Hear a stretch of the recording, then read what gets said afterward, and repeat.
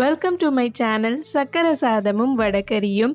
இன்றைக்கி நாம் cook with கோமாலியில் அம்மு அபிராமி அவங்க பண்ண ஸ்வீட் பொட்டேட்டோ வத்த குழம்பு ரெசிபி தான் ட்ரை பண்ண போகிறோம். ஒரு பேனில் கொஞ்சமாக நல்லெண்ணெய் சேர்த்துட்டு 1 டேபிள் ஸ்பூன் கடலைப்பருப்பு சேர்த்துக்கலாம். 2 டேபிள் ஸ்பூன் மல்லி, 1/2 டேபிள் ஸ்பூன் துவரம் பருப்பு, 1/2 டேபிள் ஸ்பூன் வெந்தயம், 1/2 டேபிள் ஸ்பூன் உளுந்து, 1/2 டேபிள் ஸ்பூன் சீரகம், 1/2 டேபிள் ஸ்பூன் மிளகு எடுத்திருக்கேன். ஒன்றா சேர்த்து வறுத்துக்கலாம். இப்போ ஃபஸ்ட்டு நான் துவரம் பருப்பு சேர்த்துருக்கேன், அடுத்து நான் உளுந்து சேர்த்துக்கிறேன். இப்போ வெந்தயம், அதே மாதிரி மிளகு, சீரகம்லாம் சேர்த்துக்கலாம். இப்போ எல்லாத்தையும் இந்த மாதிரி நல்லா வறுத்ததுக்கு அப்புறமேட்டு மல்லி சேர்த்துக்கலாம். மல்லி சேர்த்துட்டு கூடவே வரமிளகாய் 2 எடுத்து வச்சுருக்கேன், அதையும் சேர்த்துக்கிறேன். இப்போது இது எல்லாமே நல்லா கலர் சேஞ்ச் ஆகிற வரைக்கும் வறுத்துட்டு ஆறுனதுக்கு அப்புறமேட்டு அரைச்சி எடுத்துக்கலாம். இந்த மாதிரி தான் நான் அரைச்சி எடுத்திருக்கேன். இப்போ குழம்பு வச்சிடலாம். ஒரு வாணலில் 3 டேபிள் ஸ்பூன் அளவுக்கு நல்லெண்ணெய் சேர்த்துக்கிறேன்.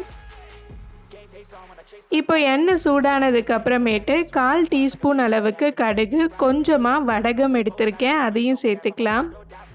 இப்போது இதில் ஒரு எலுமிச்சை பழ சைஸ் அளவுக்கு புளி எடுத்து வச்சுருக்கேன், அதை கொஞ்சமாக தண்ணி சேர்த்து ஊற வச்சிடலாம். கடைசியாக நம்ம குழம்பு வைக்கும்போது இதோட புளி தண்ணியை சேர்த்துக்கலாம். இப்போ கடுகெல்லாம் நல்லா வெடிச்சிருச்சு. நான் கொஞ்சமாக கருவேப்பிலை சேர்த்துக்கிறேன். இது கூடவே ஒரு 5 பூண்டு எடுத்து வச்சுருக்கேன், அதையும் சேர்த்துக்கலாம்.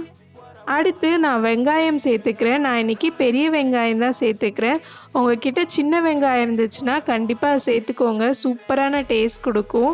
நான் இன்றைக்கி ஒரு பெரிய வெங்காயம் சேர்த்துருக்கேன். இப்போது இதில் ஒரு தக்காளி சேர்த்துக்கலாம். அடுத்து நம்மளுடைய சக்கரவள்ளி கிழங்கை இந்த மாதிரி நான் சின்ன சின்னதாக கட் பண்ணி வச்சுருக்கேன், தோலெல்லாம் எடுத்துட்டு இப்போ அதையும் இந்த வெங்காயம் தக்காளியோடு சேர்த்துட்டு லைட்டாக ஒரு 2 நிமிஷம் வதக்கி விட்டுக்கோங்க. அடுத்து நான் இதில் 1 டேபிள் ஸ்பூன் அளவுக்கு மிளகாய்த்தூள், 1/4 டேபிள் ஸ்பூன் மஞ்சள் தூள் எடுத்து வச்சுருக்கேன், அதை சேர்த்துக்கிறேன். இப்போ நம்ம அரைச்ச மசாலா இருக்குல்ல, அதையும் இதில் சேர்த்துடலாம். இப்போது இதுக்கு தேவையான அளவுக்கு உப்பு சேர்த்துடலாம். எல்லாத்தையும் நல்லா மிக்ஸ் பண்ணி விட்டுட்டு நம்ம புளியை ஊற வச்சுருந்தோம்ல, அதில் இருக்க தண்ணி மட்டும் எடுத்து இதில் சேர்த்துக்கலாம். நான் கிட்டத்தட்ட 2.5 கப் அளவுக்கு புளி தண்ணி இன்றைக்கி சேர்த்துருக்கேன். புளி தண்ணி நல்லா கொதிக்கணும். கிட்டத்தட்ட ஒரு 15 நிமிஷமாவது கொதிச்சாதான் அதில் இருக்க ஸ்மெல்லெல்லாம் போகும். ஸோ இந்த குழம்பு அப்படியே ஒரு மூடி போட்டுட்டு 1/2 மணி நேரம் கழித்து பார்த்திங்கன்னா இந்த மாதிரி நல்லா திக்காகிடும். புளிக்குழம்பு உங்களுக்கு கொஞ்சம் தண்ணியாக இருக்க மாதிரி இருக்கும், பட் இந்த மாதிரி வத்த குழம்பெல்லாம் உங்களுக்கு நல்லா திக்கான கன்சிஸ்டன்சியில் கிடைக்கும். ஸோ பார்க்கவே பாருங்கள் எவ்வளோ செம்மையாக இருக்குது, வாசனையும் அவ்வளோ சூப்பராக இருந்தது. கடைசியாக கொஞ்சமாக இதில் வெல்லம் சேர்த்துக்கிறேன். அவ்வளோதான், நம்மளுடைய ஸ்வீட் பொட்டேட்டோ வச்சு பண்ண வத்த குழம்பு சூப்பராக ரெடி ஆகிடுச்சு.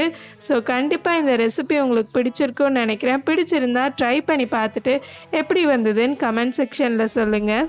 இந்த மாதிரி குக் வித் கோமாளி ரெசிபிஸ் எல்லாமே நம்ம சேனலில் இருக்குது, அதோடைய லிங்க் எல்லாமே டிஸ்கிரிப்ஷனில் இருக்குது. மறக்காமல் அந்த வீடியோஸையும் செக் பண்ணி பாருங்கள். நெக்ஸ்ட் ஒரு சூப்பரான வீடியோவில் உங்களை மீட் பண்ணுறேன். அது வரைக்கும் பாய் பாய்.